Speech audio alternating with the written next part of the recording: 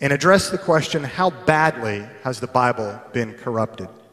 Our keynote speaker is someone who has considered that statement deeply. It is his field of expertise. He has debated Ehrman on 3 different occasions. You can see those debates on YouTube. Daniel B. Wallace has many hats that he holds. He is the senior professor of New Testament studies at Dallas Theological Seminary, a leading seminary where he has published more articles at that leading seminary than any professor in the history of that school. He is the president currently of the Evangelical Theological Society. He's the executive director of the Center for the Study of New Testament Manuscripts, an institute whose initial purpose was to preserve Scripture by taking digital photographs of all known Greek New Testament manuscripts. We recruited him last year, actually, while he was in Greece, a place where he spends a significant amount of time looking at manuscripts. He has written, edited, or contributed to more than 20 books and has published in some of the top journals around the world in his field.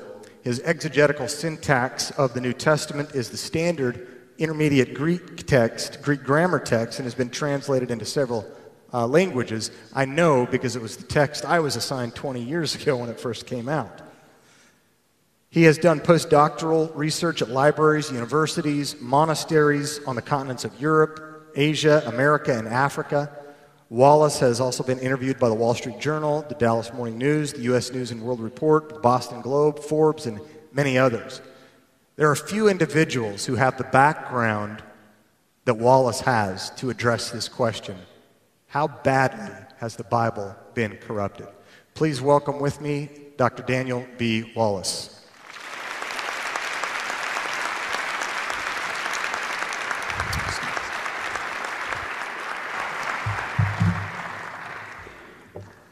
Good evening. Oh, that was lame. You guys always this bad? I'm going to speak to you tonight about how badly has the Bible been corrupted. And I want to begin by telling you a story about a young man by the name of Brother Andrew back in the 9th century. He was a monk studying at what was the equivalent of a theological seminary in his day. He was studying near the small coastal town of Pevensey in southern England. When he got done with his seminary training, as was the custom with these monks who went through their theological education, the equivalent of the president of the seminary wrote a letter of recommendation for him and sent him off and assigned him to go to a particular monastery.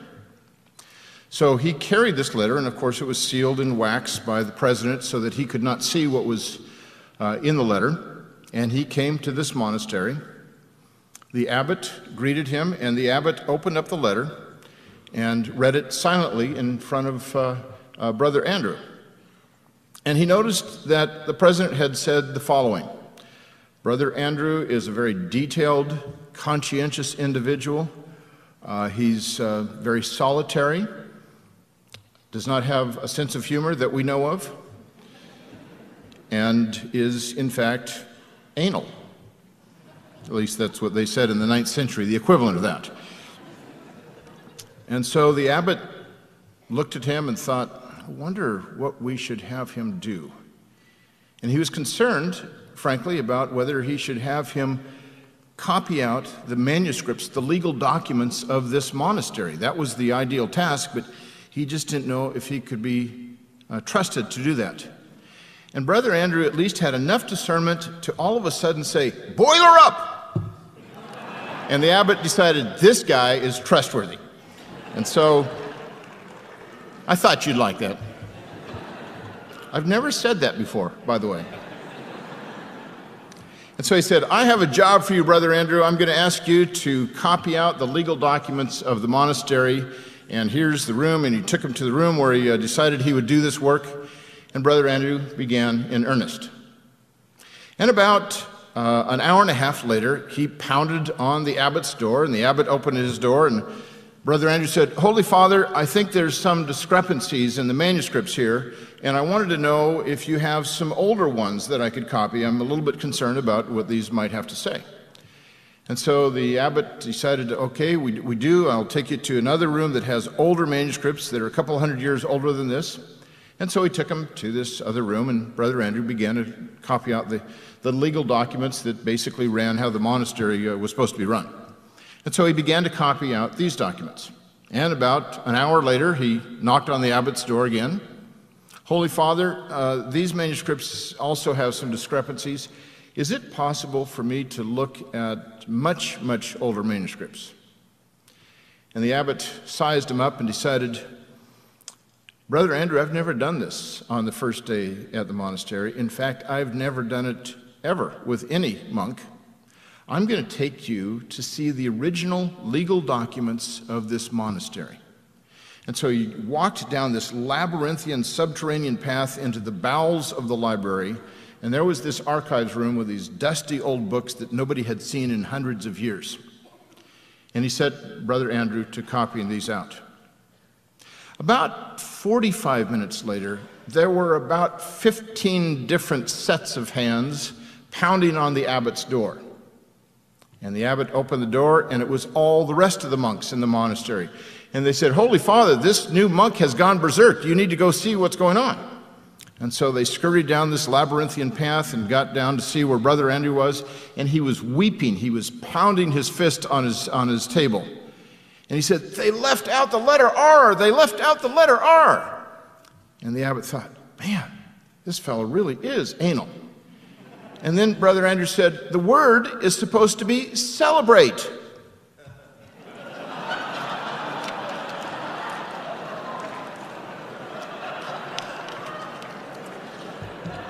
Now, some people up here got this first. Then it kind of took a serpentine path like that. Are you all from Ohio over there by any chance? Well, that in a nutshell is textual criticism, my area of specialty. Dealing with manuscripts, trying to ascertain what the original wording is, and in most cases, they're not quite as consequential as that. So I want to talk to you about, has the Bible been corrupted, or how badly has the Bible been corrupted? Because for one thing, the Bible has been corrupted. And I will be specifically dealing with just New Testament manuscripts, since that's my area of expertise. I want to begin by quoting from some people who think it has been terribly corrupted. And we begin with that great scholar, Dan Brown, in his book, The Da Vinci Code, where he says, the Bible has evolved through countless translations, additions, and revisions. History has never had a definitive version of the book. Now, you all have heard something like that, and most of you have probably said something like that. When you work at the office or go to the gym or go get your latte at the local Starbucks, you may say, hasn't the Bible been translated and retranslated so many times we can't possibly get back to the original? And that's an attitude that many people have. We'll address that tonight to see if that's the case. Well, Dan Brown is just a novelist. Let's kick this up a notch to C.J. Werleman. He's an atheist who has written some provocatively titled books, like Jesus Lied, He Was Only Human. He's got Jesus here linked up to a lie detector test device. And his first book, this is an atheist, understand. His first book was called God Hates You, Hate Him Back. That's a provocative title, especially for an atheist.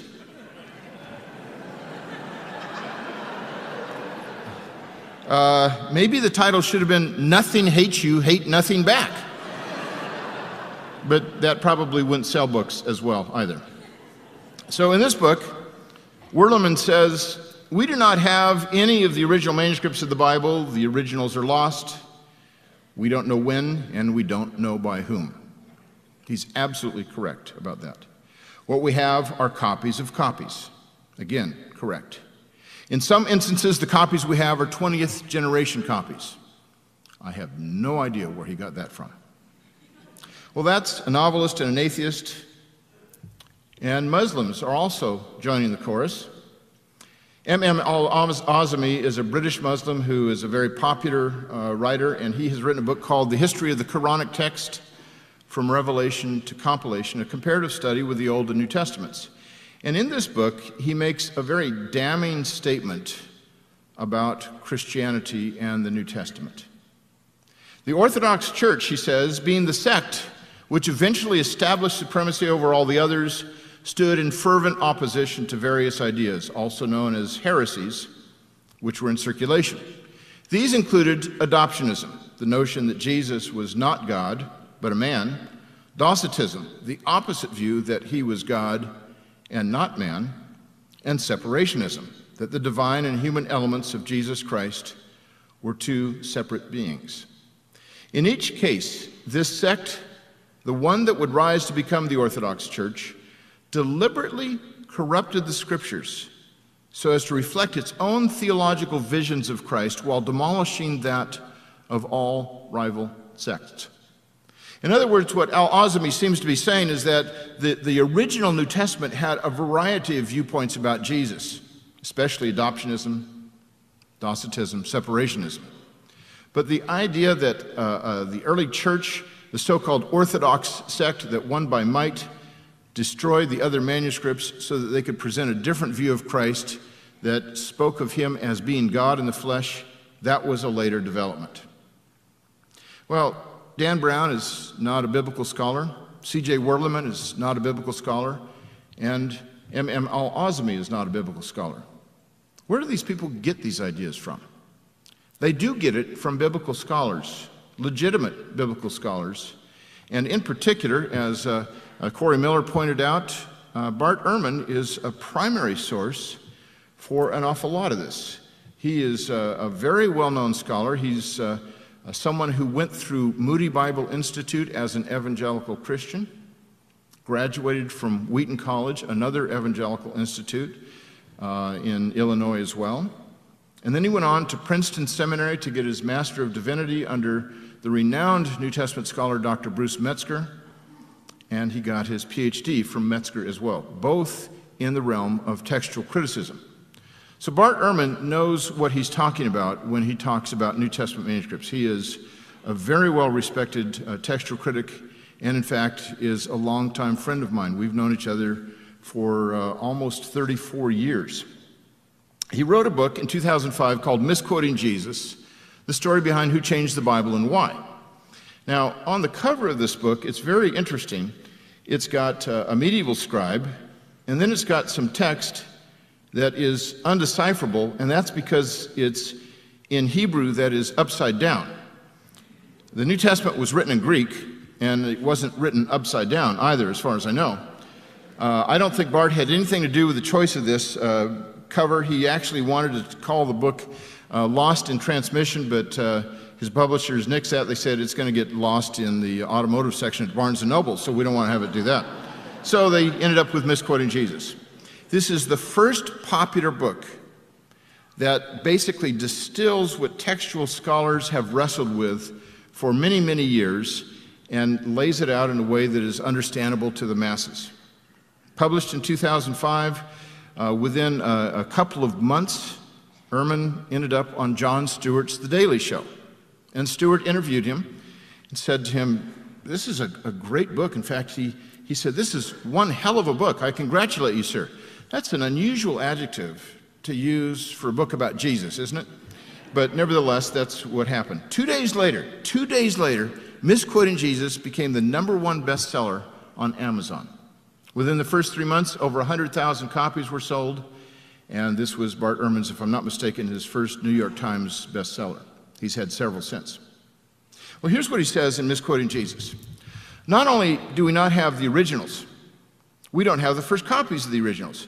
We don't even have copies of the originals, or copies of the copies of the copies of the originals. This is where C.J. Werleman got his idea of 20 generations removed of copies, which I know no one who says that, except C.J. Werleman. But this is where what his source is. And M.M. Al-Azmi is linking to another text that Ehrman speaks about towards the end of the book, where Ehrman says, "The more I studied the manuscript tradition of the New Testament, the more I realized just how radically the text had been altered over the years at the hands of the scribes. It would be wrong to say, as people sometimes do, that the changes in our text have no real bearing on what the texts mean or on the theological conclusions that one draws from them." M.M. al-Azmi is saying the early so-called Orthodox Church changed the text to reflect a so-called Orthodox vision of Christ in which he is affirmed as the God-man, and that was something that was added later. He gets his basic ideas from this book, Bart Ehrman's book. Now, as we begin to wrestle with these issues, there's two attitudes that I want all of us to try to avoid.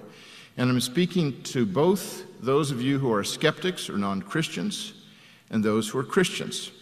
On the one hand, I think we need to avoid the attitude of radical skepticism, the attitude that says we can't possibly get back to the original text in any way. There's no way in which we can recover it. We might as well just give up because we have no idea what the original manuscripts actually said. I will try to demonstrate tonight that that is a rather irrational viewpoint that would put us back in the Dark Ages if we were to adopt it across the board for Greco-Roman literature. Then there's the other attitude, and that's the attitude of absolute certainty. Now, I have heard people in Ohio and Texas and West Virginia who have an absolute certainty about what the original Bible said. And they have said this in all seriousness. If the King James Bible was good enough for St. Paul, it's good enough for me. When I hear that in Texas, then immediately my mind has to go elsewhere, and I decide to pitch the conversation at a level that both of us can understand. And so I say, well, how about them cowboys? And it's as far as we can go with that subject. But those of you who are Christians, who go to church and have a Bible and read your Bible, and it's a different translation from the King James, which is now over 400 years old, you too may hold to some kind of an absolute certainty. You may think that the book you hold in your hands is in every single respect the Word of God. It isn't. Those changes that have been made in the translations over time are constantly evolving. Even the King James Bible made 100,000 changes between its first publication in 1611 and the latest one of 1769 when it went through its third edition. But modern translations do this too. If you use, say, the NIV, which NIV do you use, the 1984 edition or the 2011? There are textual changes, different texts that have been translated that scholars have said, we believe this now is the original wording, when in 1984 we believe that wording over there was original. There's translational philosophical differences and interpretive differences because all translation is interpretation. And so they make changes to these texts. We cannot be absolutely certain, and I'm speaking to those of you who are Christians, we cannot be absolutely certain that the Bible we hold in our hands is in every respect exactly what the apostles and the associates originally wrote. We can't be. I'll give you some examples tonight about that. So these are the two attitudes that we need to avoid. Where do we end up then? Well, somewhere in the middle, but not exactly in the middle. There's 4 questions I want us to answer. The first is, how many textual variants are there? And we will spend the bulk of our time on this one question. Bart Ehrman said there's 200,000, 300,000, maybe 400,000. We'll discuss that to see how many there are, at least as far as the best estimates are concerned. And we'll define what a textual variant is. Then we'll ask what kinds of textual variations are there. So the first is the number of variants. The second is the nature of variants. Do they affect things like the deity of Christ? Do they affect the virgin birth of Christ? What about the resurrection of Christ? Are there manuscripts that say Jesus was not raised from the dead? If that's the case, then we may have a bit of a problem believing in that. That is, those of us who are Christians. And so we want to wrestle with the nature of these variants. And then we're going to go deeper on that same subject. What theological beliefs depend on textually suspect passages? It would be nice to know if things like the virgin birth and the deity of Christ and his resurrection are beliefs that are taught, that are secure in the manuscripts. It would be perhaps painful if we came across manuscripts that said, no, there's some doubt about whether Jesus was born of a virgin. There certainly is doubt about that outside the New Testament, but the New Testament is what I'm speaking about right now. And finally, we'll ask the question, has the essence of the Christian faith been corrupted by the scribes? Now, historically, when I lecture, I tend to speak for about 2 or 3 hours on the preface, and then I get into the actual lecture. It's about 5 minutes long. So just park your butts in your chair, enjoy the ride. All right. Let me begin with another prefatory issue. The preliminary question, don't we have the original New Testament anymore? No, we don't. All of these manuscripts, each of them written to individuals or to churches, would have turned to dust by the end of the 2nd century. They were written on papyrus, a fragile material that is roughly the consistency of our modern paper, and that's very rough. But it's made out of the papyrus reeds stamped together, and they didn't last that long, especially if a manuscript was read and reread and copied and recopied and recopied. We do have examples of a number of papyri that lasted for hundreds of years. And in fact, we have several New Testament papyri, copies of the original, that still exist today. But we don't have the original manuscripts anymore. Well, if we don't have the originals, what about the copies? What if they all agree with each other?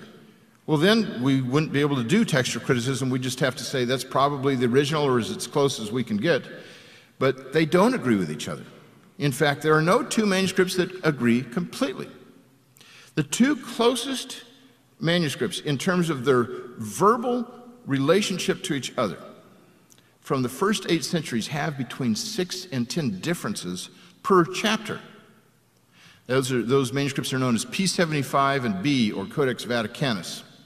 And those two manuscripts have a very high agreement, and yet they're the two most closely related manuscripts of the first 8 centuries. Between 6 and 10 variants per chapter, you extrapolate that out of the whole New Testament, that would be about 2,000 variants for the two most closely related early manuscripts. So because of the disappearance of the originals, and because of the disagreements among the manuscripts, we have to do what's called textual criticism to try to get back to the original wording. Another preliminary question, and this is the last one, is what is a textual variant? A textual variant is any place among the manuscripts in which there is variation in wording. This includes word order, which is not nearly as significant in Greek as it is in English, omission or addition of words. Even spelling differences count as textual variants. And I should state here briefly that there is a view that has circulated among evangelical Christians for over 50 years that textual variants are counted by what the difference in the wording is by times the number of manuscripts that have those differences. That's not how textual variants are counted. And so if you had, on that accounting, if you have, say, 400 places where you have 1,000 manuscripts in each one of those places that disagree with the base text, this method of counting the variants would say there's 400,000 variants. In reality, there are 400 variants, each of which is attested by 1,000 manuscripts. It doesn't matter if you have one manuscript or 1,000,000 manuscripts that attest to something, that still is one variant. It just has to do with the number of manuscripts that attest it. So that's not how biblical scholars count these variants. All right, so the number of variants. Hope you appreciate this chart. I did this myself. Very professionally done, you can see. Rich blue. Well, I won't go on and on. It's not becoming to brag about myself. But the Greek New Testament has approximately 140,000 words in it. Or to be more precise, 138,162. Now, don't ask me how I know that, but I am related to Brother Andrew. In terms of textual variants, the best estimates are that there are about 400,000 textual variants among the New Testament manuscripts. At least that was the best estimate up until a little more than a year ago, when a former student of mine, who went on to Cambridge University to get his PhD in New Testament textual studies, gave a lecture at a scholarly society meeting, and this was later published in a major journal just last month, where he estimated, did a very careful job of this, that there are approximately 500,000 textual variants among the manuscripts. Well, that's a lot of variants for a text with only about 140,000 words. And for those of you who are skeptical, you're thinking, this is really good news. That's exactly what I expected. Those of you who are Christians are looking for the exit. Well, let's look at the rest of the story, shall we? The reason that we have a lot of textual variants is that we have a lot of manuscripts. If we had one manuscript, it would not disagree with itself, it would just be one manuscript. But if we had two manuscripts, as soon as you add a second one, you're going to have differences. And those differences don't mean you can't get back to the original wording. As a matter of fact, if both of those manuscripts are from, say, the same time period, the same century, we have an internal way of examining these manuscripts to see if one of the other is actually closer in the wording to the original document. You start multiplying manuscripts, you start getting earlier manuscripts, and we find a whole lot more manuscripts that help us to get back to the original wording. I want to go back 300 years to John Mill's Novum Testamentum Graeca. In 1707, this Cambridge scholar published this volume that was it was his life's work. It was 30 years of work where he looked at 99 Greek New Testament manuscripts, early patristic quotations of the New Testament, early versions, that is, early translations, and he put together this massive volume that has an apparatus or footnotes that lists all the variants that he could find. And let me just show you a page from the book of Revelation or the Apocalypse in this book. You notice the yellow line that tells you the text that's above the apparatus, then the footnotes that tell you the variants. I chose this page because the book of Revelation has fewer manuscripts for it than any other book of the New Testament, and consequently it will not have as many variants. That's a lot of variants on every single page that we have in John Mill's work. Now, John Mill was immediately attacked when he published this volume. There were conservative Protestants who said, this is the work of the devil. You're looking at these things, you're discovering variants from our precious, what's called the Textus Receptus, and they said, you've changed the text. Frankly, as a Christian, I would have to say, serious historical research is never the work of the devil. That's what Christians should be about. We should always be in the business of pursuing truth, no matter the cost.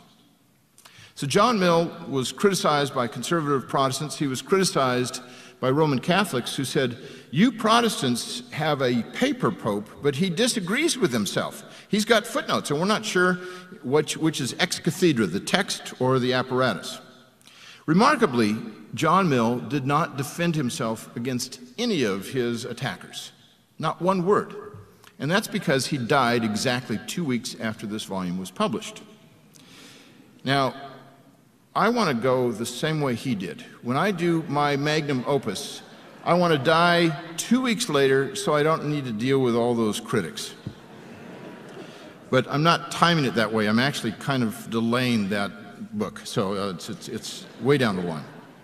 John Mill didn't defend it, but there was a fellow who did defend his work. His name was Richard Bentley, and he is universally regarded as a textual scholar light years ahead of his time.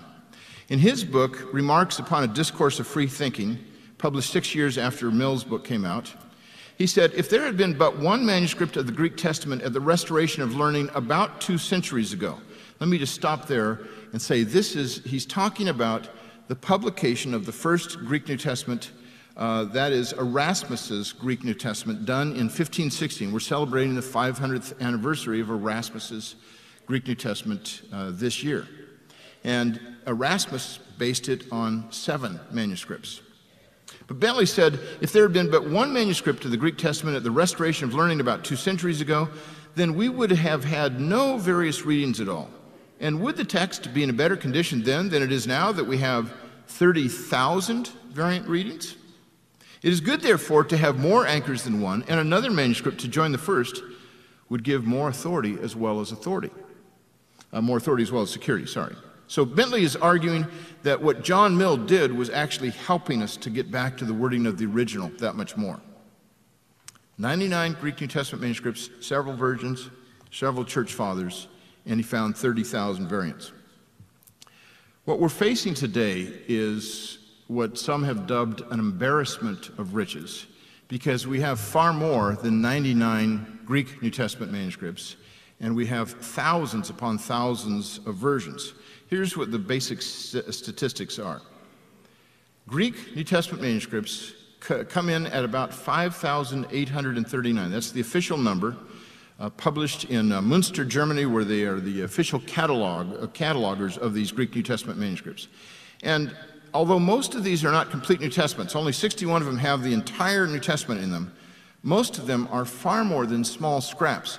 The average sized Greek New Testament manuscript is more than 450 pages long.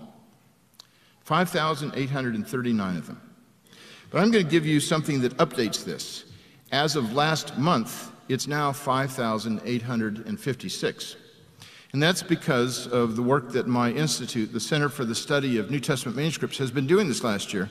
I made 7 trips to Athens in 2015 and examined well over 100,000 pages of these manuscripts, handwritten Greek manuscripts, medieval and ancient manuscripts, so that we could have digitizing teams come in with state-of-the-art equipment and begin to photograph them.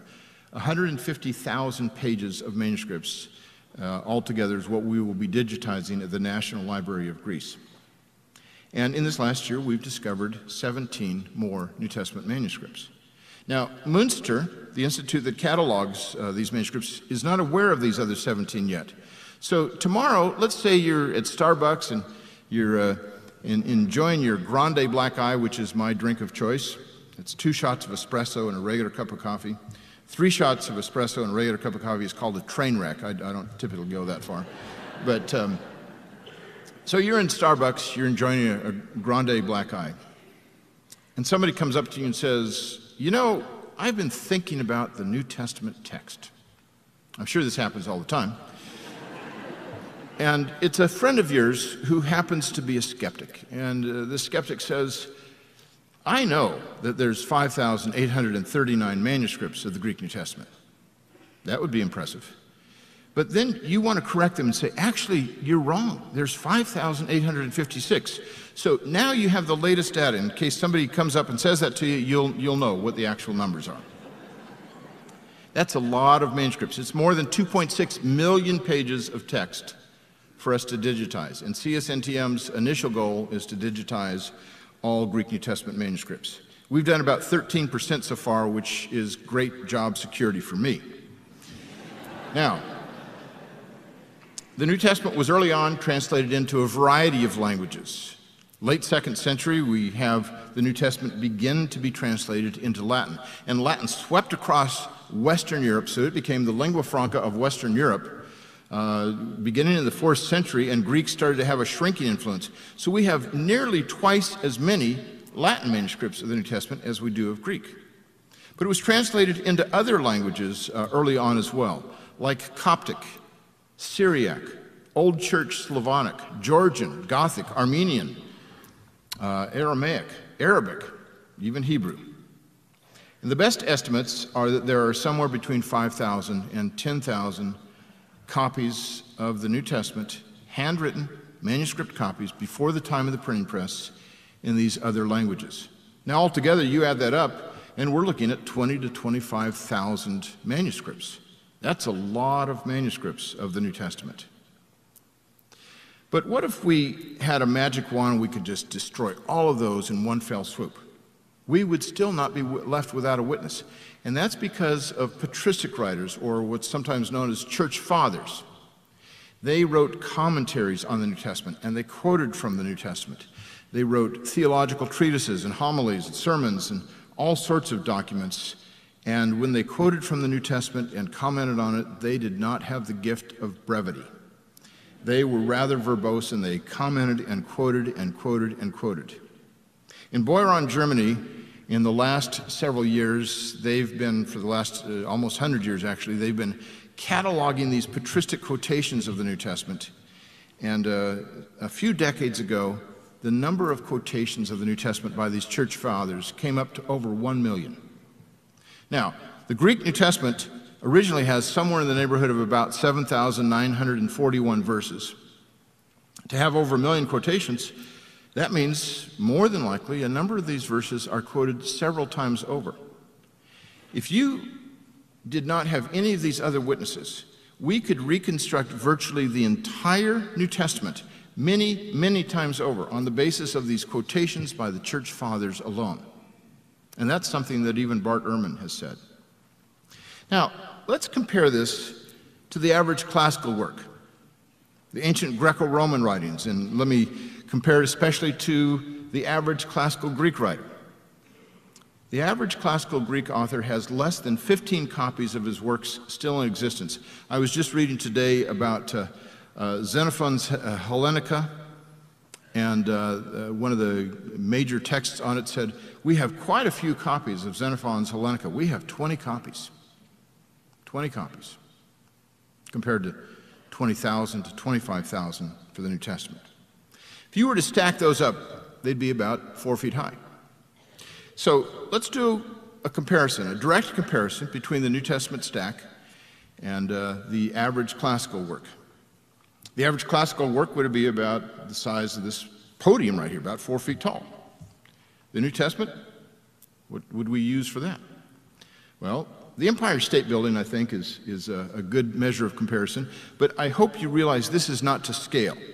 So I'm going to show it to you to scale now. And watch this very carefully. Watch the end of the arrow there. You see that dot? It's 1 pixel on my screen. That's the podium to scale. It's 4 feet tall. That's the Empire State Building, 1,454 feet tall. Now that's an appropriate ratio between the two, but it's not an appropriate ratio between the average classical Greek author's extant writings and the New Testament manuscripts. We have to have more than 1 Empire State Building. We have to have 2, or 3, or 4. Actually, we have to have 4.5 Empire State Buildings stacked on top of one another, and it comes to 1.25 miles high. Now, I'm counting just manuscripts. I have no idea how to quantify these quotations by the church fathers. Just the Greek and other ancient language manuscripts, we're talking about 1.25 miles high versus 4 feet tall. We face an embarrassment of riches that classical scholars would love to have for their texts. Now, that gives you a sense of the numbers, but let's think about the dates of these copies. When you look at some very well-known Greco-Roman historians and biographers, Pliny the Elder, a first-century writer, we're waiting 700 years before we get a single copy of his writings. And so we have quite a few of them, actually. We have 200 copies of Pliny, but we're waiting 700 years before we get any. Plutarch's Lives, very famous classical Greek author, he wrote about the biographies of many people. We're waiting 800 years before we get any copies. Josephus, his book of Antiquities of the Jews, he's a first-century author as well, 800 years before we get any copies. The reason we have more copies of Antiquities, we have about 20 of them, than we have of some of his other writings, is because he talks about this fellow named John the Baptist. We read about him in the New Testament. And this guy named James, who is the brother of this man named Jesus Christ. And he talks about Jesus Christ as well. So in Antiquities, Book 18, that is the most copied of his books because it refers to individuals that are mentioned in the New Testament, and it was the Christian scribes who copied out the Antiquities. That's why we have this many of them. Polybius, 1,200 years before we get a single shred of any evidence from Polybius. And Pausanias, who wrote the Geography of Greece, 1,400 years before we see any manuscripts. Not only 1,400 years, but there's several huge gaps in his writings. Now, Herodotus, who's been called the father of history, in his book, Histories, we are waiting 1,500 years before we get manuscripts of any substantial size. We do have a number of early papyri that go spread out over the centuries, but we're waiting 1,500 years. He's 5th century BC before we get anything of substantial size of Herodotus. And Xenophon's Hellenica, he's from the 4th century BC, 1,800 years before we get anything that is of substantial size, apart from just a few small fragments of papyri of the Hellenica. Now, what if the New Testament were in this kind of a shape? That would be like saying our earliest substantial manuscripts of the New Testament were written about the time that the Wright brothers invented the airplane. If that were the case, then I think you skeptics would have an argument. But I think that is, well, I know that's not the case. And yet, again, I was reading just today about Xenophon Salonica, and the author said, the text has been fairly stable, and most scholars believe that we can recover the original wording, at least in most respects, because of these manuscripts, all 20 of them they have. Now, let me talk to you just for a moment about the date of New Testament manuscripts. I've talked about the number of New Testament manuscripts. I've talked to you about the number of different classical authors and the date of those. Now it's time to talk to you about the date of New Testament manuscripts. And I want to talk to you about the oldest published Greek New Testament manuscript, which is P52. For those of you who are of the older generation, this is not a follow-up prototype to P51 Mustang that fought in World War II. This stands for papyrus number 52.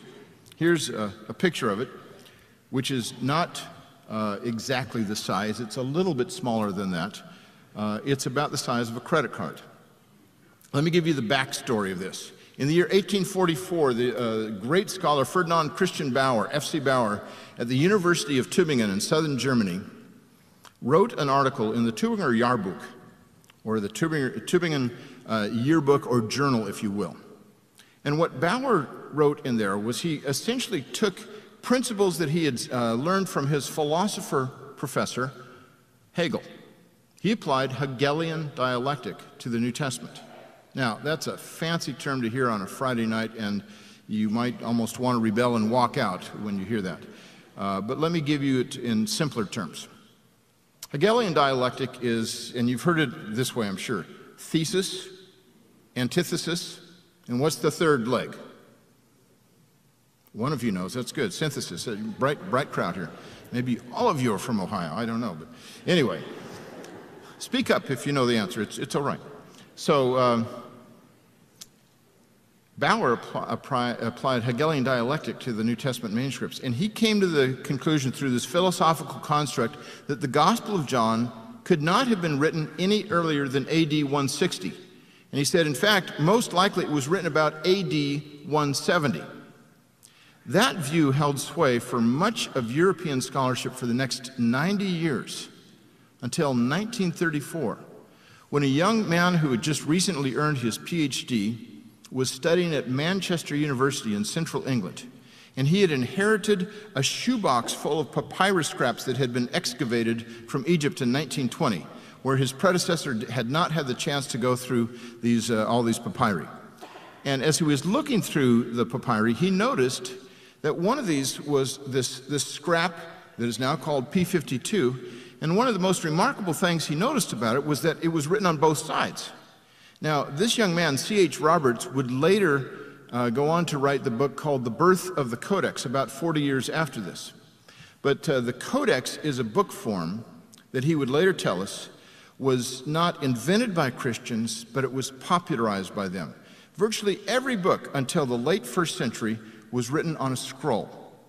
But the Codex book form is one, I need to describe this carefully, so see if you can visualize this. It's bound on one side, and then it's got a cover on the front and back, and then it's got cut pages that you can turn and flip, and it's got page numbers. Most of you, if you're under the age of 30, have never seen a Codex because you use your iPads and your computers, and what you do, the way you look at a book, is you scroll. So you've gone retro on us, I'm afraid. For the first 5 centuries of the Christian era, 80% of all Christian books were written on a codex. 20% of all non-Christian books were written on a codex. For the first and probably only time in the history of the church, Christians were ahead of the technological curve. Now, this manuscript, C.H. Roberts took some good photographs of, and he sent these photographs out to the 3 leading papyrologists in Europe at the time. Each one of them, independently of the other, wrote back to him and said, this manuscript should not be dated any later than AD 150. And they all agreed it should be dated closer to AD 100. A fourth, a German scholar, demurred, and he said, I think it may have been written in the 90s.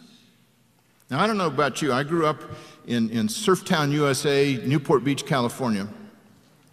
The surf in Dallas sucks, by the way. I got a pretty decent education there. One of the things we were taught was that, generally speaking, the copy of a manuscript is not written before the original of that manuscript. That's kind of what you're taught here too, isn't it, at Purdue? I hope so. And so what this did, this small scrap of papyrus, it sent 2 tons of German scholarship to the flames. And it reminds me of this little ditty that is really helpful to know, that an ounce of evidence is worth a pound of presumption. There is a great deal of evidence that we have for the Christian faith, and when it comes to the manuscripts, it's far more than an ounce. Well, let me compare these manuscripts in another way, and that is by date and number. And the first few centuries are my own numbers, where this is the maximum number of manuscripts we have for each century. But in the 2nd century, we have as many as 12 New Testament manuscripts written before the year 200. And then by the 3rd, 61, on and on until the time we get to the 10th century, 967. And that's numbers that I've gotten from Münster and their dating of these manuscripts. 967, almost 1,000 manuscripts written within 900 years of the completion of the New Testament. Now, when it comes to comparing this to classical texts, there are 4 times more New Testament manuscripts within the first 200 years than the average Greco-Roman author has in 2,000 years. And within 900 years of the New Testament's completion, almost 1,000 manuscripts in Greek alone exist today.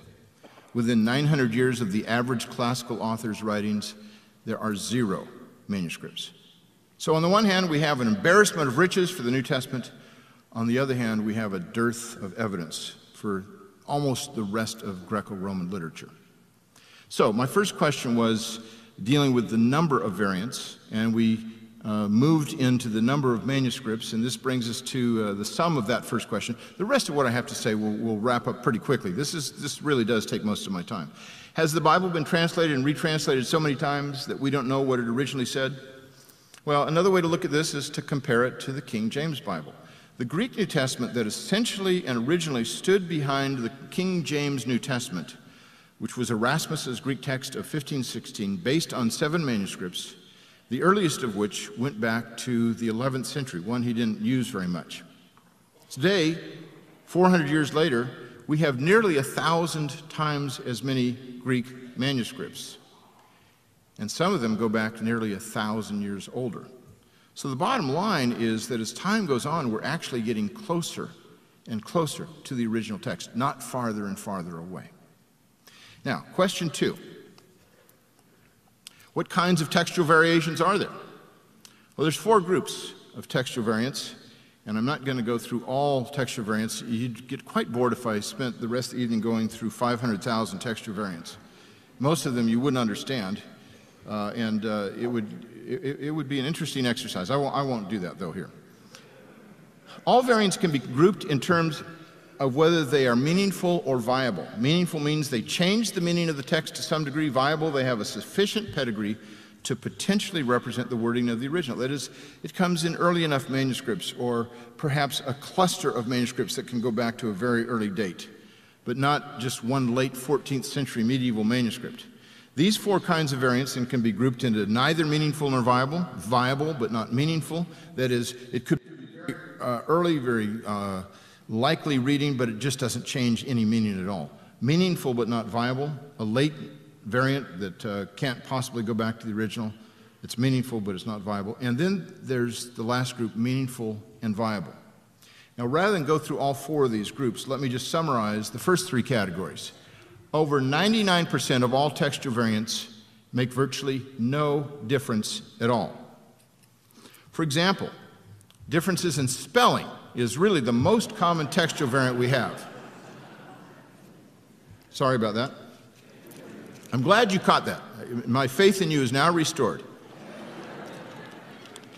Except for that guy back there. But anyway, this is by far the most common textual variant we have in the New Testament manuscripts. As a matter of fact, the most common spelling difference is what's called a movable nu. That's when you have N at the end of the word, and the next word starts with a vowel. And in the oldest manuscripts, that nu didn't go anyplace. It just was there. In later manuscripts, they started to put it there when the next word started with a vowel. They took it off if it started with a consonant. So it's kind of like when we say a book, an apple, or at Ohio State, a book, a apple. You know, we know that's how they speak there, but you understand what they're talking about. So I asked myself 2 years ago, how many ways are there to say John loves Mary in Greek? This is a great Greek geek question. I don't know if there's any Greek geeks here, but it's what preoccupies those of us who have nothing better to do with their time. And here's some of the items to consider. Word order differences. In Greek, word order is very flexible, and you can put those words in any arrangement you want. You can have John loves Mary, Mary loves John, John Mary loves, Mary John loves, anything like that. Loves John Mary, and every single time it means John loves Mary if the endings are what they're supposed to be. Greek word order, or the translation of Greek, is determined by the inflected endings, not by word order. So word order differences account for quite a bit of it. Then there's the Greek article with proper names, sometimes called the definite article. In Greek, you can say, the John loves the Mary. The Mary loves the John. In English, we don't use that. In fact, in most translations, they don't add the article for that.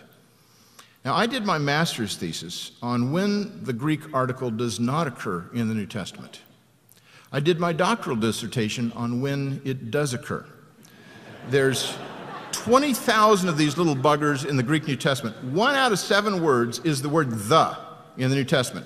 So when I teach first-year Greek, and we have full professors at Dallas Seminary who teach first-year Greek, after our first week and they learn the article, I say, congratulations, you now know 1/7 of the New Testament vocabulary. And they say, that's not really going to help me very much. The. Still can't translate. Now, my 2 works, both of which have been published, by the way, I just wanted you to know that in case you wanted to read them, would cure the most hopeless insomniac.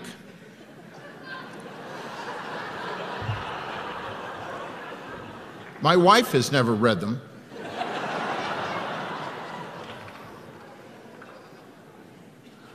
And I still don't know why the article is used with proper names.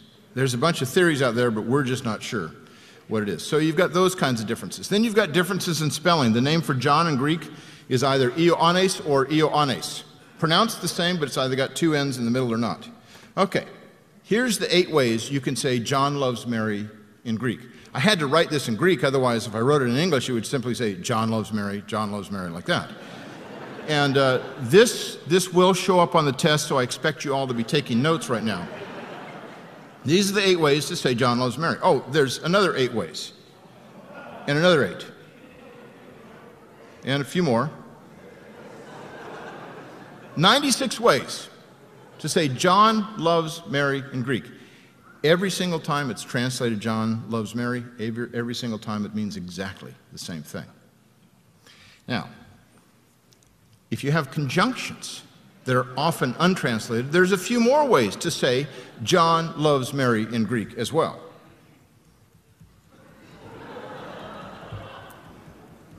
Wish I could put this on autopilot because I need to get a drink here. 384 ways to say John loves Mary in Greek. Every single time it's translated the same. Every single time it means exactly the same thing. If we use a different word for loves, then the numbers swell to over 1,000 times. And by the way, those 384 are not all the ways to say John loves Mary using the same word for loves each time. That's as many as I could come up with in 8 hours. So I hope you appreciate the work I invested in those slides that we just zipped right through because nobody wants to take any notes. So you could have over 1,000 ways to express in Greek the translation, John loves Mary. Bart Ehrman says in Misquoting Jesus, we could go on nearly forever talking about specific places in which the texts of the New Testament came to be changed, either accidentally or intentionally. The examples are not just in the hundreds, but in the thousands. He's absolutely right about that. But if we were to discuss those, you would fall asleep faster than reading my doctoral dissertation. If we can say John loves Mary over 1,000 times the Greek without substantially changing the meaning, the number of textual variants for the New Testament is meaningless. What really counts is the nature of these variants. In fact, you could conceivably have tens of millions of textual variants for the New Testament without changing the meaning of any verse, any place. So 500,000 variants is a drop in the bucket of what it could be. And as I said, the vast majority of them affect nothing. The smallest group of variants, though, are those that are both meaningful and viable. That is, they have a good chance of being authentic. And that's less than 1/5 of 1% of all of the textual variants that we know about. So it's here's to scale what it would look like. That little yellow square in that big blue box is how many variants of the total really are both meaningful and viable. I'm going to give you 4 illustrations. These are all meaningful and viable textual variants. The first one comes from Mark chapter 9, verse 29, where after Jesus' disciples tried to cast out some demons, they were unsuccessful. And they came to him and said, "Lord, why can't we cast this demon out?" And he said to them, "This kind can only be cast out by prayer and fasting." Notice, "and fasting" is in brackets here. That's because it's not found in all the manuscripts. It's not found in the earliest and what are typically considered to be the best manuscripts. The later manuscripts have it. Now, most scholars look at this and they say, you know, sifting through all the evidence, we think that we should put a period at the end of prayer. And so what Jesus is telling his disciples is that this kind can only be cast out by prayer, period. And I'm embarrassed to say, just by looking at me, you can see that I agree with the shorter reading. But I'm working on it. I've lost actually 50 pounds in the last 14 months. Come and talk to me about my diet afterwards. Anyway. Nevertheless, if you're involved in exorcisms, you might want to hedge your bet and fast as well as pray. You know, it's just a safe thing to do. Now, Revelation 13:18 is probably a text that's a little bit more familiar to you, at least one of the words here.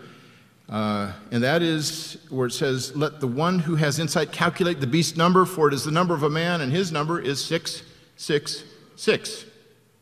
Is that really the number of the beast? In 1841, a fellow by the name of Constantin Tischendorf left Germany and went to the Bibliothèque Nationale in Paris, the National Library of France. And he examined a manuscript that had never been completely deciphered. In fact, most of it had not been deciphered before he came along. A decade earlier, the French authorities had given this actual manuscript a chemical bath, and it brought up the undertext of what was there. Now, I should explain that. Undertext, what I mean is this manuscript had been scraped over again centuries after it was originally written on. About 800 years later, a scribe scraped off the underlying Greek text and wrote some other material on top of it. That underlying text was from the 5th century, from the 400s. And Tischendorf took 2 years to decipher those 150 leaves of Greek manuscript. 2 years to decipher this. Painstakingly going through one letter at a time to see if you can reconstruct that underlying text. I had the privilege in 2009 of visiting the Bibliothèque Nationale and seeing this actual manuscript in the flesh, and it surprised me. I'm sure it surprised Tischendorf much more when he saw at Revelation 13 the number of the beast was 616, not 666. But that was the only manuscript we knew of that had that for the number of the beast. Until 1998, when at the Ashmolean Museum at Oxford University, they published 17 papyri, New Testament papyri, and I think the most significant of these that they had in their collection was one that was 26 small fragments, some of which were the size of a postage stamp, spread out over 9 chapters of Revelation. This manuscript is the oldest manuscript for Revelation chapter 13. And it has, at Revelation 13:18, the number of the beast as 616. In 2002, 4 years after it was published, I had the privilege of going to the Ashmolean Museum and looking at this manuscript in the flesh as well. This fragment was between 2 plates of glass, which is always the best way to preserve papyri. And what was interesting about it was that there was a sheet of paper behind the front of this text. Now, it was written on both sides, but you couldn't read the backside because of the sheet of paper that was covering it. And it just so happened the backside is what had Revelation 13:18 on it. And I was curious about that. This was the most significant textual variant in this entire manuscript. And I asked the curator, I said, how many people have looked at this manuscript since it came out, since it was published 4 years ago? And he said, including you? Yes, one. So apparently they had no need to slice it open so people could see it. I looked at it under a magnifying glass.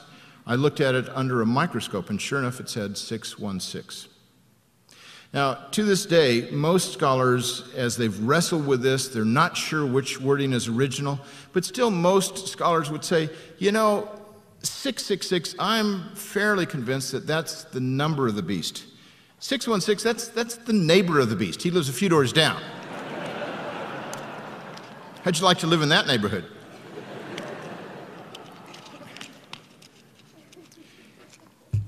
I know of no Bible college, no theological seminary or theological institute or denomination or church that states as its doctrinal statement, we believe in the virgin birth, we believe in the deity of Christ. Of course, they'll have those statements. We believe in the resurrection of Christ, and we believe that the number of the beast is 666. It's meaningful. This is an important variant, 666 versus 616, but it's not that meaningful. It doesn't rise to the level of changing any essential beliefs of Christians. And yet this is one of the more significant textual variants among our New Testament manuscripts. Let me quickly address the two longest disputed passages in the New Testament. They are far longer than anything else we have. They are both 12 verses long, Mark 16, 9 through 20, John 7, 53 through 8, 11. We have two passages that are 12 verses long that are disputed. The next longest disputed passage is only 2 verses long. And we have maybe 2 or 3 dozen places that are 1 or 2 verses. Then after that, it gets significantly smaller down to the individual letters. I'm going to make this very brief, but Mark 16, 9 through 20, there's actually 5 different endings to the Gospel of Mark. And so a question here is which one, if any, concluded the Gospel? And for the sake of time, we're only going to focus on the 2 major endings. Some manuscripts, the early manuscripts, the earliest ones, end this at 16:8, known as the short ending, or the SE. Then they, Mary Magdalene, Mary the mother of James, and Salome, went out and ran from the tomb, for terror and bewilderment had seized them. And they said nothing to anyone because they were afraid. Period. End of story. The angel had just spoken to them and said, go and tell Jesus' disciples that he will meet them in Galilee. He's been raised from the dead. And they don't do this. Jesus' resurrection occurs before Mark 16:8, but there's no appearances by the resurrected Jesus to any of the disciples. And so a number of scribes added endings to this gospel, and by far the most common one is one that ends at 16:20. We're going to skip through some of this and look at the juicier text, verses 17 and 18. These signs will accompany those who believe. In my name they will drive out demons. They will speak in new languages. They will pick up snakes with their hands, and whatever poison they drink will not harm them. They will place their hands on the sick, and they will be well. Now, there's some people who take this to an extreme, and I think go beyond even what the interpretation of this text is. They're known as West Virginia snake handlers. And here you can see one group. I actually had some of my students go to one of these Appalachian churches and met with a pastor in his home. This was just a couple years ago. He said, do you really handle poisonous snakes? And this guy is sitting in a rocking chair, and he pulls out from a box underneath his chair a rattlesnake. And if I were there, I would have passed out. I mean, I have a deathly fear of snakes. But here we have the snakes where they're handling them, and apparently one guy was not real lucky at one point. But then this guy is not lucky at all. That's all I want to show you. I won't show you more of those pictures. But Mark 16, I think the evidence points in one direction, that these 12 verses were added later. The earliest witnesses don't have it. It doesn't fit Mark's style of writing. No doctrinal issues are at stake because the resurrection of Jesus still occurs, just no resurrection appearances. And the material seems to be taken largely from the other Gospels and the book of Acts. Now, John 7:53 through 8:11 is the story of the woman caught in adultery, or its Latin name, the pericope adulteri, abbreviated the PA. It's my favorite passage that's not in the Bible. A distinction needs to be made between what is canonical and what is historical. By canonical, did the evangelist of the fourth gospel, whom we commonly call John, did he actually write this story, or was it added to his gospel later? If it was added to his gospel later, we would not consider it canonical. But did it actually happen historically? Bruce Metzger, Bart Ehrman's doctoral advisor at Princeton Seminary, said, this passage has all the earmarks of historicity, even though John did not write it. And it may well be true historically, even if John did not write it. If it is not part of the New Testament, what do we lose, though? It's a great passage about Jesus forgiving an adulterous woman. The question I would have is this the only place we see where Jesus forgives somebody? If it is, then we would have a problem on our hands. But there are plenty of texts that speak of him forgiving people, and often of heinous sins. We don't have time to get into the argument, but the evidence against the authenticity of the PA is actually significantly stronger than the evidence against the authenticity of Mark 16:9 through 20. But most of you, at least you who are Christians, would say, I'd far prefer to have the story of the woman caught in adultery in my New Testament than that longer ending, because then we could get rid of West Virginia, or at least the snake handlers in West Virginia. I don't want to be too politically incorrect. Sorry about that. If you're from West Virginia, I apologize. I'll tell my jokes more slowly from now on. Okay. Most Christians would prefer, as I said, to have the PA instead of the long ending to Mark in the Bibles, but faith must be based on evidence, not on emotion. And so that's something that I want to encourage those of you who are believers in Jesus Christ to do, is to get beyond the emotional issues and to have evidence for your faith. Question 3, what theological beliefs depend on textually suspect passages? Well, again, we come back to Dan Brown's Da Vinci Code and Sir Lee Teabing. He declared to Sophie, until that moment in history, Jesus was viewed by his followers as a mortal prophet, a great and powerful man, but a man nonetheless, a mortal. He was referring to AD 325 when Emperor Constantine convened the Council of Nicaea. He was there at the beginning, he came to the end, he wasn't there for most of it. But what Teabing is saying, what Dan Brown believes, and the book that he heavily borrowed from, we can't call it plagiarism because he won in the British court, but the book that he heavily borrowed from, the people who wrote that one also believed, is that Emperor Constantine invented the deity of Christ. In fact, that other book that Dan Brown is basing his work on, these scholars, well, I shouldn't call them scholars, they're novelists, but they essentially said there are no manuscripts prior to the 4th century, no Greek New Testament manuscripts before the 4th century.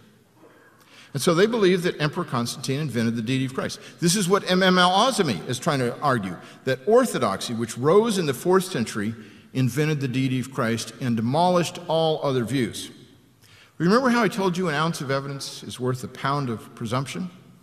Here's another ounce of evidence to look at. This is another papyrus, P66, written about AD 200, about 125 years before the Council of Nicaea. And this is John chapter 1. Read along with me, if you would, in the first verse. It says, in the beginning was the Word, and the Word was with God, and the Word was God. Just like all the rest of our New Testament say. 125 years before Constantine invented the deity of Christ, we have manuscripts of the New Testament that affirm the deity of Christ. Every single manuscript of John's Gospel, no matter the date or the language, says virtually the same thing in John 1:1. Jesus is unequivocally called God. And the same could be said for the major passages that affirm his deity, his virgin birth, his sinlessness, his death on a cross, his bodily resurrection, and his second coming, just to name a few. So let's get to question 4, and then we have a little break. How long is our break, Corey? Where's Corey at? Oh, there you are. How long is the break? I'll explain what we'll do next. So okay. Go for this. Fair enough. All right. So the question 4 is, has the essence of the Christian faith been corrupted by the scribes? I want to quote from Bart Ehrman, my friend, whom I've debated as was mentioned 3 times. And I want to quote from the appendix to his paperback version of Misquoting Jesus, page 252. The editors added an appendix to the paperback version so they could continue the sales going after the hardback had kind of run its course, and they wanted to keep the sales boosted up, and so they added this appendix. And in the appendix, they asked Dr. Ehrman, why do you believe these core tenets of Christian orthodoxy to be in jeopardy based on the scribal errors you discovered in the biblical manuscripts? Notice what they're not saying. They're not saying, do you believe these core tenets of Christian orthodoxy to be in jeopardy? They are saying, why do you believe this? They wanted to get a soundbite of what was in the 250-page book. This is what Ehrman has to say. Essential Christian beliefs are not affected by textual variants in the manuscript tradition of the New Testament. Don't take my word for it. Take Bart Ehrman's. And many of you who have become so skeptical about the New Testament that you may have even lost your faith, abandoned the faith because it's too embarrassing to think that it goes back to the original, these copies that we have, you may well have misread what Dr. Ehrman is saying in his book. Here, he clearly states that essential Christian beliefs are not affected by these textual variants. I could not have said it more clearly, more accurately than Dr. Ehrman has. Thank you for your attention.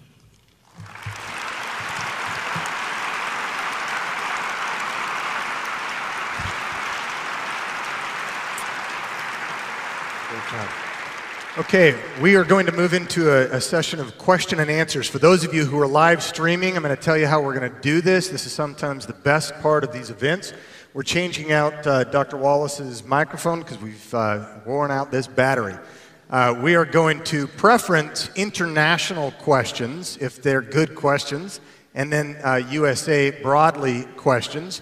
We will have questions for the house. There's a microphone here and a microphone there. And we want you to line up behind the microphones. Go ahead and start coming now. Hey, why don't you go ahead and come up to the microphones. If you've got questions, just march right up to one of these microphones.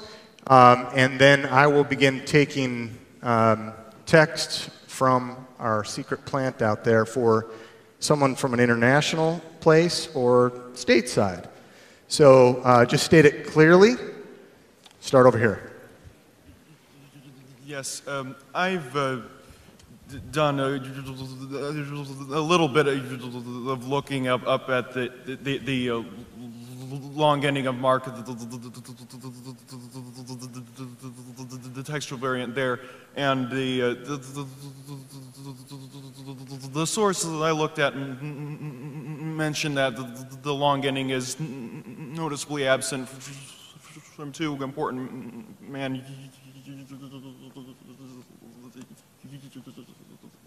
Scripts, but it doesn't mention any others. And then I was wondering, maybe my source is outdated. Are there any other important manuscripts that have been unearthed fairly recently that also don't contain the long ending, other than the two obvious ones, Codex Vaticanus and Wallace? Great question. Are there other manuscripts besides these two, Codex Vaticanus and Codex Aleph or Sinaiticus, that do not have the long ending of Mark's Gospel? Among Greek manuscripts, they're the only ones. They're both from the 4th century. But one of the fascinating things is that we have early versions in other languages that don't have the long ending, or they have it after a shorter ending that is another kind of a conclusion that must have been added earlier than this long ending was added, because it's colorless, it's not all that interesting. This is a very interesting ending, these 12 verses. But on top of that, we have early church fathers, Eusebius, who has the wealth of the Emperor Constantine behind him, because Constantine commissioned him in 332 to produce 50 Bibles for the capital city, New Rome or Constantinople, for all the new churches, since Constantine had made Christianity legal. And so Eusebius in his workshop in Caesarea had access to a great number of manuscripts, and what he wrote about was that the vast majority of manuscripts that he had seen did not have the long ending of Mark's Gospel. We're talking about somebody who was not isolated, somebody who was in a very important center with a great deal of wealth behind him from the eastern part of the empire, at the early part of the 4th century.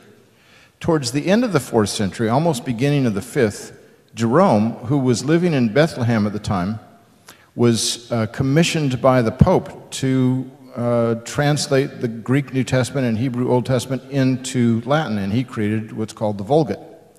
And so here it is about 70, 80 years later, and he also wrote about these manuscripts. And he said, the vast majority of manuscripts in Greek do not have this long ending. Well, that might imply that maybe the long ending was added in Latin. We're not sure. But the fact is that here in the 4th century, we have two scholars, one who has the access to the wealth of the empire in the East, another one who has the access to the wealth of the Vatican, the Catholic Church, before it was called the Catholic Church, in the West. And neither one of them can find very many manuscripts that have the long ending. So what is in a majority of manuscripts today was certainly not in a majority of manuscripts in the 4th century. These two manuscripts are the oldest we have, and yet they don't have it, but they must have been in the majority of manuscripts in the 4th century. And so one of the things we do as we examine these manuscripts is we don't try to count how many manuscripts are on each side, but we try to weigh the manuscripts instead of counting them. And Vaticanus and Sinaiticus are two manuscripts that deserve to be weighed very, very heavily in our calculations. I noticed on the most ancient manuscripts, including the scrolls that the gentleman read from, there's no numbering of chapters and verses. When was that installed, the numbering of chapters and verses? Well, for the Old Testament, it was done sooner, at least the chapter numbers were done sooner than for the New. The New Testament, Stephen Langton, who became the Archbishop of Canterbury, did it at the beginning of the 13th century. He did chapter numbers.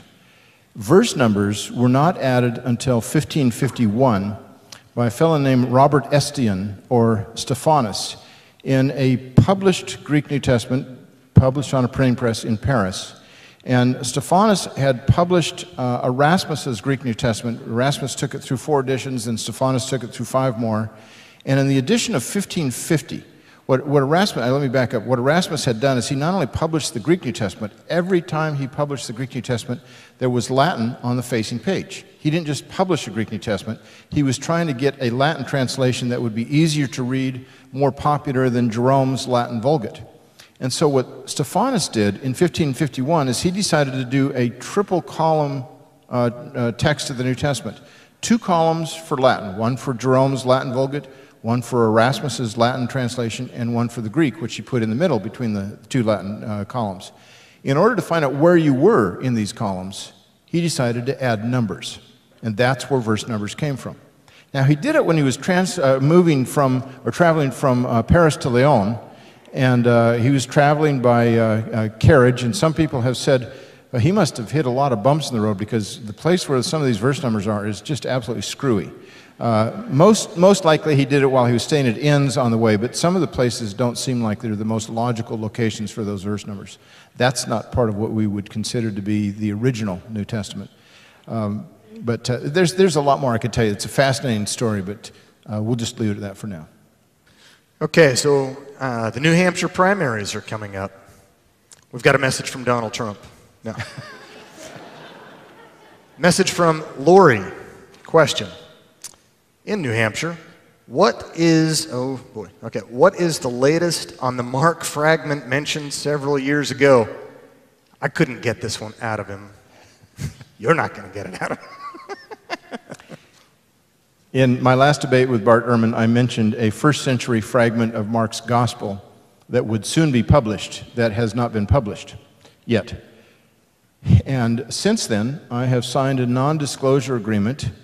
I cannot tell you with whom, but I can tell you it has to do with this particular fragment.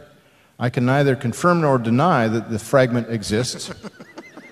I can not tell you when it's going to be published, if it does exist, nor what passage from Mark it is from, nor if I have ever seen it. But it was a premature statement on my part, and it is still affecting me. I would love to see this thing get published if it exists someday, soon. If it exists.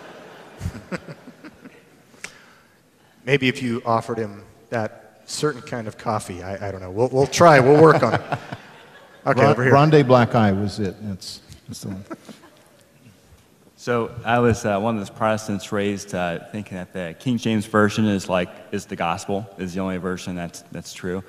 So since then, I've heard and believed by faith that the English Standard Version, the ESV, is the more accurate, and I was encouraged to see that there's a good reason for that. So I was just curious if you could elaborate a little bit more on, maybe more specifically on that version, which manuscripts that was based off of, and maybe like comparing NIV or NES to be a couple of the more current ones, more specifically how those manuscripts were utilized. The English Standard Version, or the ESV, is a fairly recent translation. Came out at the beginning of the 21st century, and it is based explicitly on the Standard Critical Edition of the Greek New Testament and on the Masoretic text. I believe it's based on the Leningrad Codex from St. Petersburg, which is one Hebrew manuscript from about the 9th century. And so they tried to base their translation on these two texts. And so it's a very, very good text that they're translating from. I think it's a very good translation as well. The ESV is in line of succession after the RSV, the Revised Standard Version of 1952, which is a revision of the American Standard Version of 1901, which is a revision of the Revised Version of 1885, which is a revision of the King James Version, and that's a revision of going back 6 more generations, or revisions to Tyndale of 1525. So there's been a lot of translations in a history of revision. Not all of them have been like this, but the ESV is one of them. One of the people they had on the style committee, not a translator, but on the style committee, was Leland Reichand of Wheaton College, and he is a longtime English literature professor. And so his goal was to make the ESV very literary, like the King James is. H.L. Mencken, who is no friend to Christianity, once said that the King James Bible is the most magnificent literary product in English ever done by a committee. And it is magnificent, and I encourage all Christians to own a King James Bible so they can understand their heritage. In fact, all Americans should own a King James Bible so you can understand a lot of your literary heritage. But if you want to read something that's more accurate, the ESV is a very good choice. Let me say something just before this gentleman goes. If you're watching live stream, we've got a couple questions that have come in, but you need to state your location and your first name. So I was wondering what you could say about the way that the New Testament was put together and just the accuracy of that and stuff like that. In terms of which books went into the New Testament, which did not, is that what you're asking? Yes, exactly. Are you going to be at the conference tomorrow? Yeah. Well, then I'll give a lecture on that then. That's what I talk about. Okay. So that's an invitation to all of you dealing with the text of the New Testament. How do we know that the early church got it right? These 27 books and no others. Are they really the ones that go in there? So I want to address that tonight. It'll steal my thunder for tomorrow. I want you to be there. And for the live stream audience, sorry, we are not streaming tomorrow, but there is a resources page, and there are links or books on there you can go to get an answer for that. Okay, so online here, this one I'll go ahead and, okay, Luke from Maryland. Even if we are certain about the contents of the original Bible, whatever that is, why should I believe what it says? That's a great question as well. It's not something that I addressed, and I want to be very clear about that. All I was addressing tonight was that we can have a great deal of certainty that what we have in our hands today goes back in all essential respects and in most particulars to what the original authors actually wrote. The question about whether we should believe it or not really revolves around the Gospels, I think, is the first place I would go to. And if the Gospel writers told the truth about the resurrection of Jesus, now I'm presupposing something, and is that going to be addressed at any of the lectures tomorrow, the resurrection? Negative. Okay, but you've got resources online that can address that too. But if they were right about the resurrection, which is, I think, the most incredible miracle in the history of the world, then why should we think that these lesser miracles would be something that they got wrong? But more than that, let me just add this as a point to the whole question. That is, the Gospels were not written in a vacuum.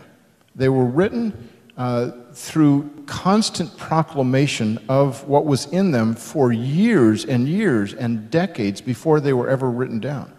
And so even if our Gospels came decades after the events that are described in them, the apostles and the evangelists, those who wrote these Gospels, were proclaiming these stories about Jesus in Israel at the time.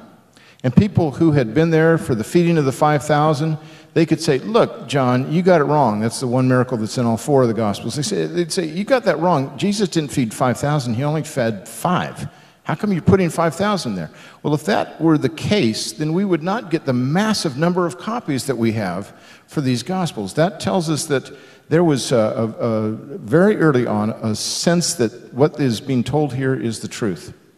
And there's a number of other ways you wrestle with this, but the early church essentially had memory in community about the events about Jesus' life. So it's not that they forgot, they didn't get it right, or that they were making things up. It's highly unlikely that any of those things would be the case. But I'm just barely touching on these issues that really get outside the scope of what I was addressing tonight. Will you have some of those things addressed on the resource page?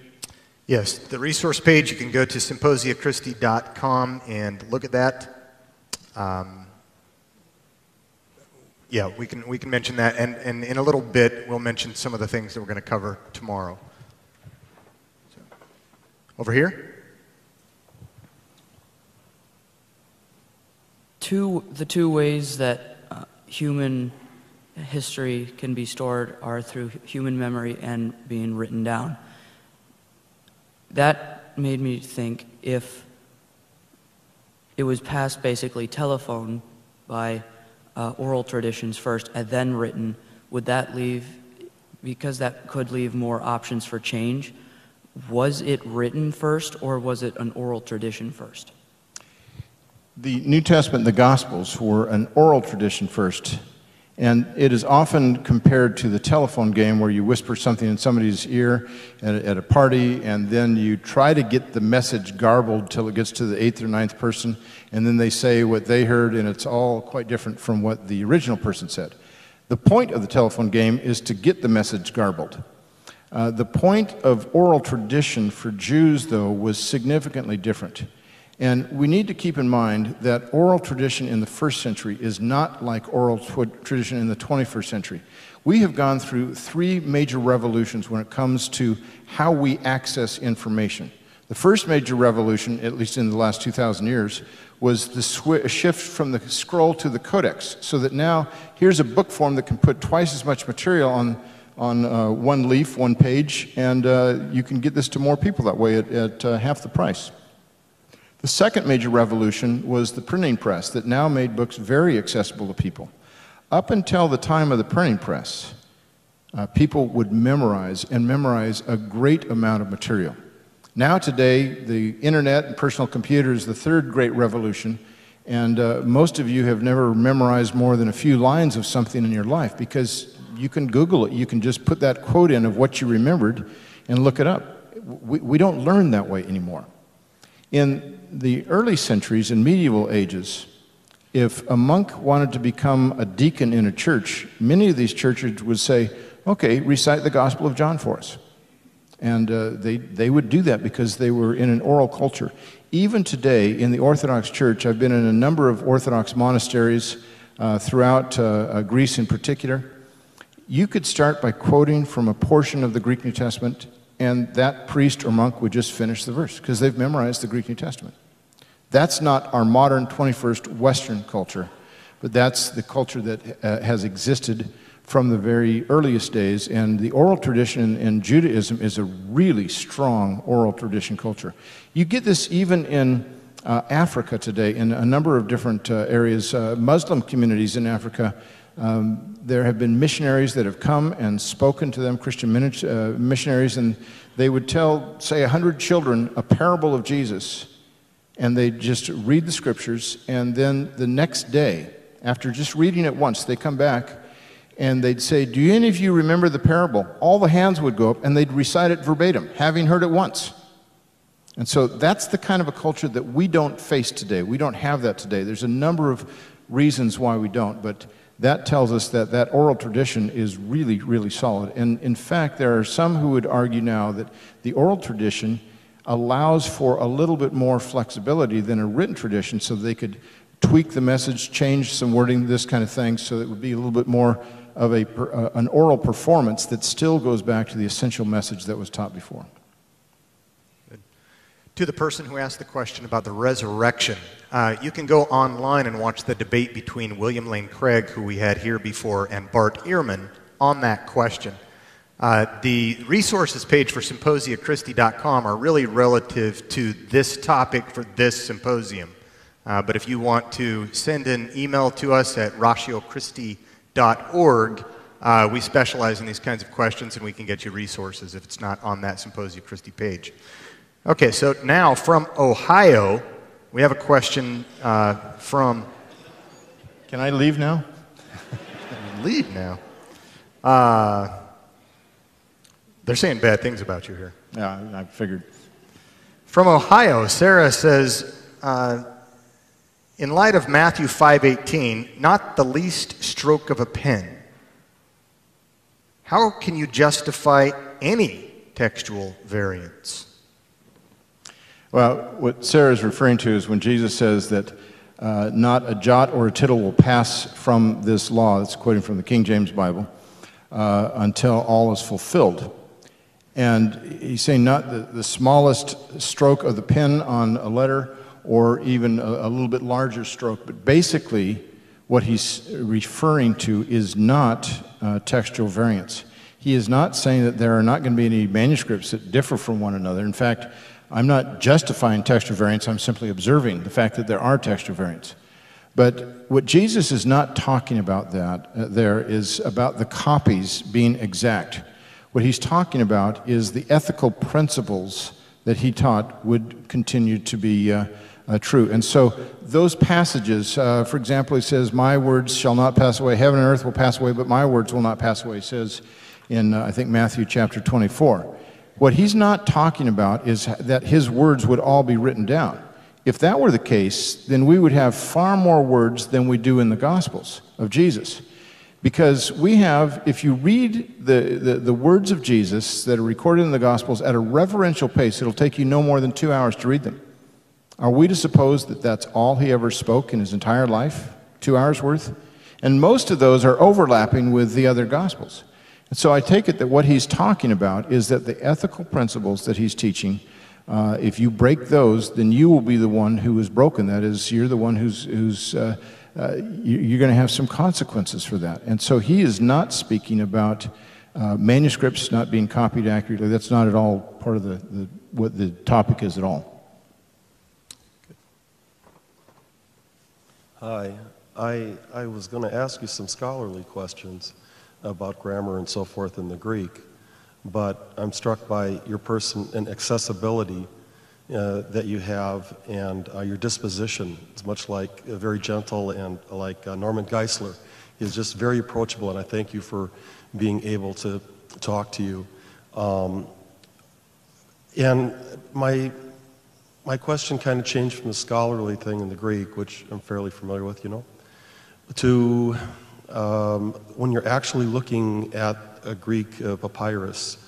I've been on the virtual library for the book of Isaiah, and I was looking at different variant readings, and I got to chapter 14, and I saw where those people at the Dead Sea Scrolls, at the Qumran community, went through that book and that scroll and that place and started wearing at it and tearing at it.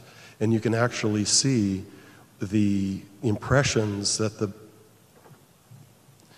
readers had. And that was Isaiah 14 to me is the most war place of the whole scroll. And when you see it on the computer, it's only 1D. I've seen it in 3D, you know, the replica at the Scroll Museum.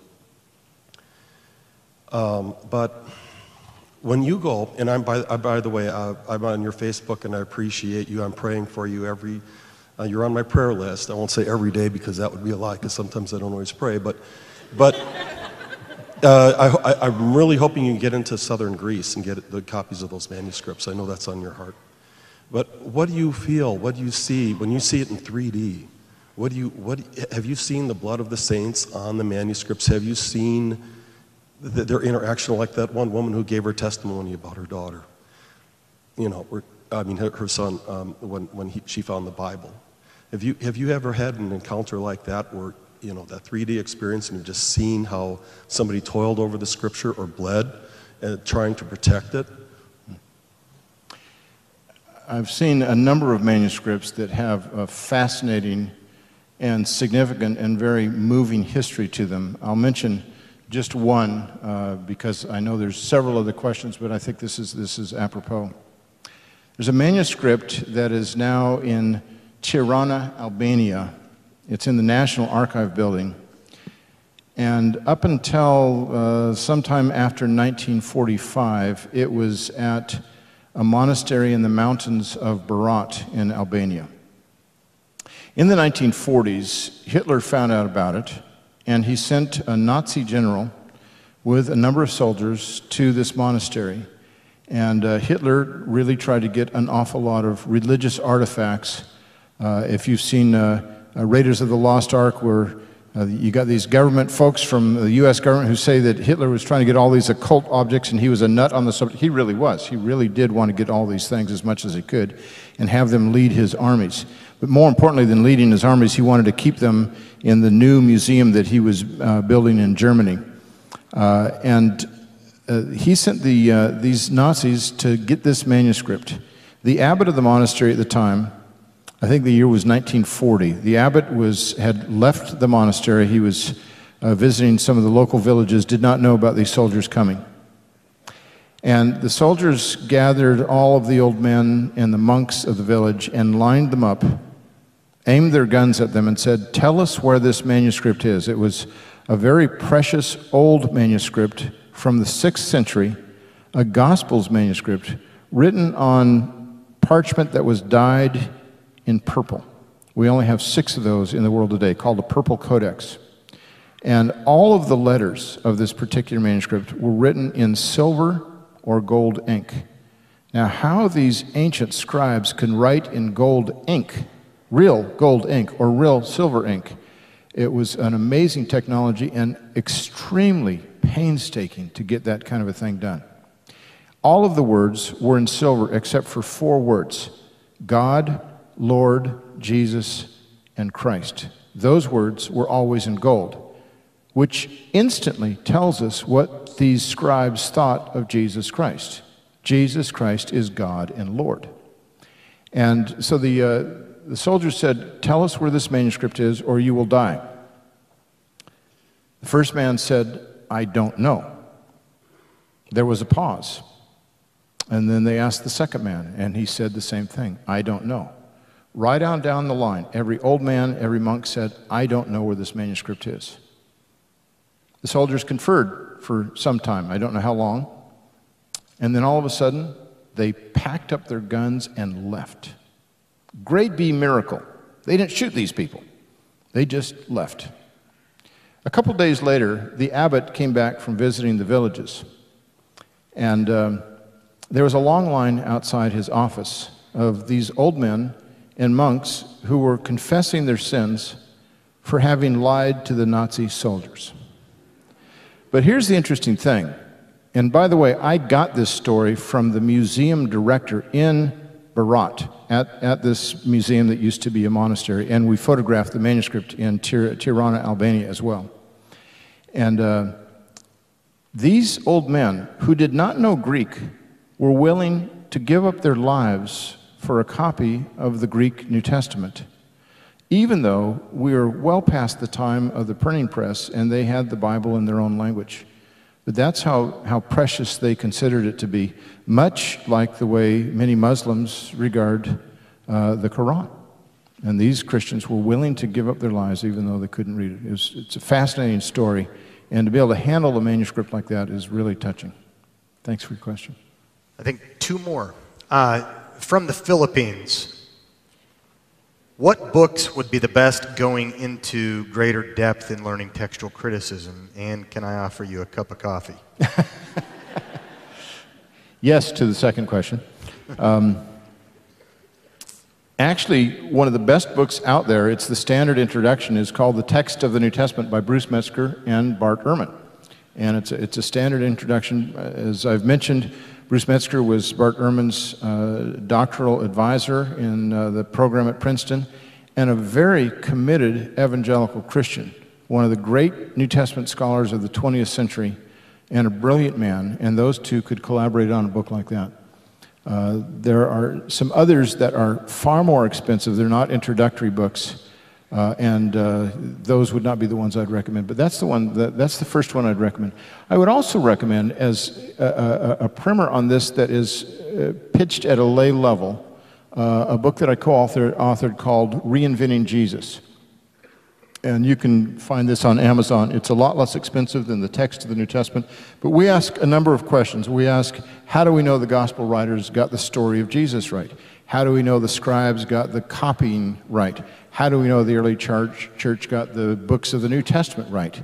And what does all this say about who Jesus is? So those are some fundamental questions.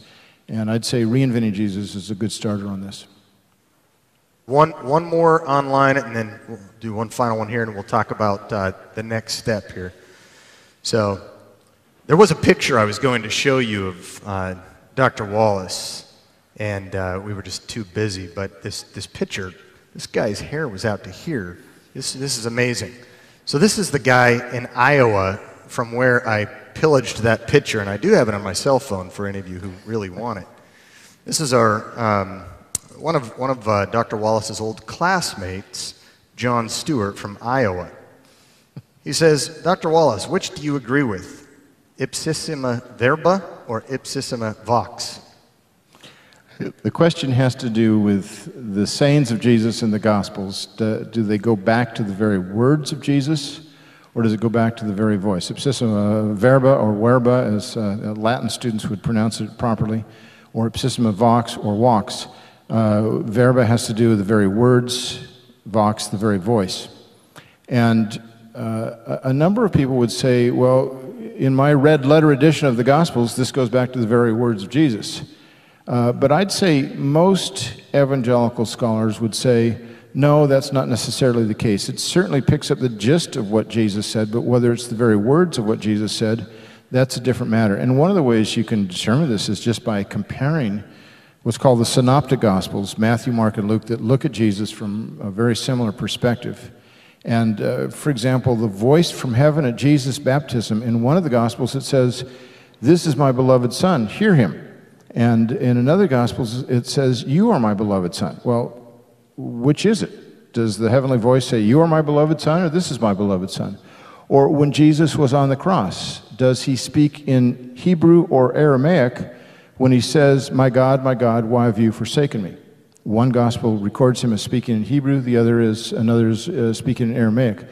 I take it that one of those certainly is not ipsissima verba. I rather doubt that he uttered Psalm 22:1 both times, one in one language and the other in another. But I think the evidence is pretty compelling that we have the ipsissima vox of Jesus at least. Whether we have the verba is a little bit more difficult to demonstrate. Okay, good. Final question here. Sure. Dr. Wallace, thanks for being here. It's our privilege to have you. My question was about Mark 16, and I guess you could say about John 7 into 8 as well. But given the strong evidence, particularly Mark 16 for the shorter ending, why the passage is still included in our English Bibles, and if you could foresee a time where the evidence could mount and be even stronger, where perhaps future English Bibles would not contain that. Just elaborate on that discussion a bit. Thank you again for your time. It's a great question. I hate to end it on this, but I try to be every bit as honest as I can in these lectures and the Q&A, even if it's something that is not comfortable for you to hear or comfortable for me to say. The reason I think that the long ending of Mark's gospel is found in all of our translations is because of a tradition of timidity in translation. It goes back to the Tyndale Bible, before that, the Erasmus's Greek New Testament, because he used later manuscripts that had this. And since that time, that's what's been put in the Bibles. Now, in the late 19th century and in the 20th century, we began to examine the data much more carefully and recognize that those 12 verses are almost surely not authentic. A major English translation decided to put the verses at the end of the Gospels in the footnotes. That is, the end of Mark 16 in the footnotes, and they put the story of the woman caught in adultery at the end of John's Gospel. And they were being very honest with the evidence. The problem is that translation didn't sell. And the publisher said, you've got to put it back in the text. So if you'll look at translations today, they will have typically the oldest manuscripts or the most accurate or most faithful manuscripts don't have these verses, but they'll still keep them in there. Frequently, they'll put brackets around them to indicate we don't think it's authentic. I was just looking at the ESV today on both passages, and they put both in double brackets, which is exactly what is done in the Greek New Testament to say we don't think this is authentic, but it has a long-standing history in translation. I was the senior New Testament editor and the textual critic for the Net Bible, which is the first Bible ever beta tested on the internet. It's available for free on the internet. Just go to bible.org, you can get it. It's got over 60,000 footnotes, including a lot of text critical notes. And you can buy it as a leather-bound standard kind of a Bible as well. In both of those places, in Mark 16 and John 8, what we did is not only put the text in brackets, we put a lengthy footnote to discuss the textual problem, and we reduced the font size by 2 points to make it harder to read from the pulpit. So I will conclude with that.